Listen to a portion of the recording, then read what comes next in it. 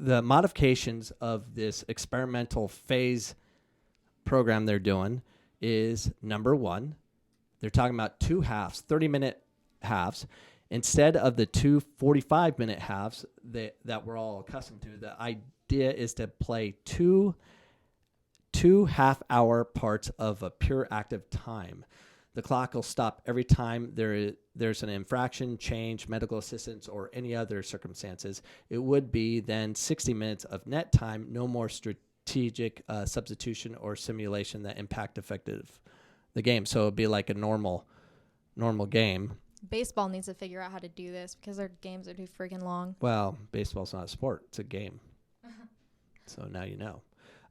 So how do you feel about that? Do you like the substitution pattern of, you sub, they stop the clock? This could take a long time as well. Oh, that's true. It's just because someone's injured, they're not going to stop the clock. That could have. That would make it a longer game, huh? Could. Yeah. But it's just purely going by time, so there'll be a countdown and still. Maybe this will stop him from flopping, though. At the end of the game, maybe. But what do you think? You like rule number 1? Comment, let us know. Rule number 2, lateral services charged with the foot, meaning the throw-in. So no more throw-ins. There'll be kick-ins. So it'll be similar to futsal. Yep, all by your foot. So the ball is stopped on the line, and then you put the ball down and you play the ball. They're going to have to really enforce the ref 10. Well, I like this. No, I would assume you have to be still 10 yards away. Yeah. I like this rule because no more of this flip throw and everyone backing up and getting ready to do this long throw. But then again, they're going to back up and try serve balls in. So I think for a technical team, playing the ball quickly and get on with the game is great. But then you also have that physical aspect of the teams that can't play soccer and they just survive on kicking and hoping. So you'll see a lot of set pieces from that.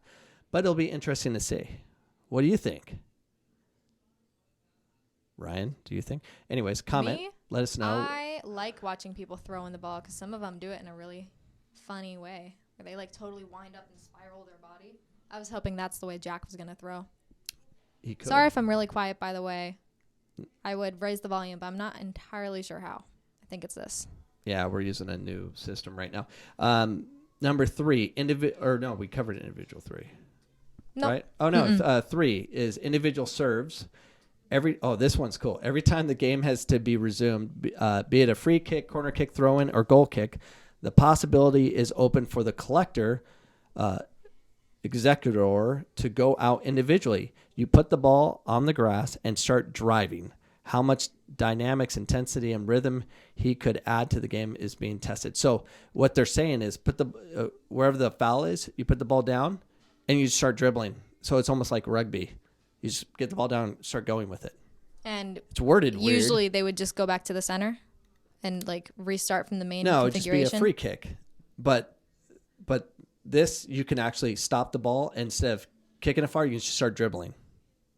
So you can take a second touch and a third touch. So on a corner kick, so you're not, in some corners they do a play where they'll touch it and kind of walk away and another player will come and sneak in. This player can literally take a touch and keep going on with it. Like kickoff, you could literally just start dribbling. So he doesn't have to kick it into anybody. Nope, you can just start dribbling. So I'm assuming everything's going to be a direct kick or indirect. I don't even know how that's going to work. But what the heck? Let's change it up. I wonder if that's a choice they'd be able to make because they're not doing throw-ins anymore, if they could tap it and keep going. Individual serves, would that apply there? Yeah, they just take a touch to themselves. They just start dribbling. All right. So, yeah. How do you feel about that one? I thought these were going to be a lot worse. Well, they're crazy. The last different. one I really like, but we're going to go number 4. Number 4, penalty for yellow. So if they admonish you, you go 5 minutes to the freezer to wait for the bank. As soon as a penalty time passes, you can return to the court. The red card continues to be an immediate expulsion with no chances of return. Most of that didn't even sound like soccer terminology. It's like ice hockey or indoor soccer. It's just more becoming like indoor soccer. So if you get a yellow, it looks like you're off for 5 minutes. So you have to play in a power play format. I'm guessing These aren't explained too well by FIFA. But if you get a yellow card, you're out. Now, these are FIFA rules that are being administered in the youth game. The youth are going to try these out first. If they admonish you, that's what they're saying instead of if they give you a yellow card? If they give you a yellow, that's what Wow. they considered They admonish. Admonish. Yeah. Awesome. So what's the freezer? you're out. You're out for 5 minutes. You're frozen. It just sounded like a joke to me. No, They admonish it's not a you. Go joke. to the It's a freezer. real thing. To wait for the bank, and the bank is I don't know. the end of your time. They Like, use weird rules or words. the second half made mostly sense. So I'll made the simplify it for you. If you get a yellow card, you're subbed off for 5 minutes and then you can return. I'm not sure if another player can return. There needs to be more research. How do you feel about that? What is it? What was it before? Yellow, you just get a yellow, and in some leagues and stuff, you have to sub off, but you could replace. But at the international level, you get a yellow, you can stay on. The second yellow, you get a red. But this one, you get a yellow, you're off. Right, and this is FIFA, and FIFA applies to just the United States, right? No, FIFA is a world governing right, body. 'cause They FIFA oversee Cup. all soccer So this is going to affect everybody. as they test it out. We can hear Jack, I think, or Jet.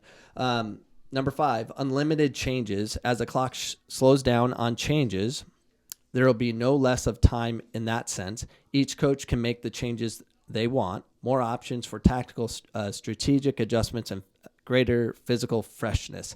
So I like this one. So this rule is applied for the NJCAA, where I coach. We have unlimited subs. We can sub as many as we want, and it's a different game. We've had fans that would go watch a USL game, and it's slow, relaxed, because they have to play for 90 minutes, and then they come and watch a Phoenix College match, and it's just so fast. And they would make comments like, this game is just so much faster. It's because we can sub like 7 at a time and just go with no penalty of like you can't come back on. We can just keep rotating. So it's kind of like indoor soccer. It seems like they don't like the game being slow and they want it to be faster. So quick restarts with your feet versus throw-ins.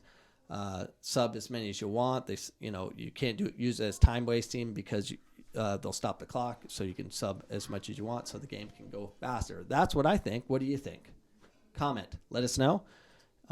That'd be great. And we're gonna move on to FIFA. If you enjoyed that clip, you can enjoy all the clips at youtube.com/Coach Cameron Soccer to get all my content. Make sure you subscribe, hit the notification bell so you know what's going on and when we appear online, which is typically every Sunday, 7 p.m. Mountain Standard Time. Hope to see you this Sunday for our next live show.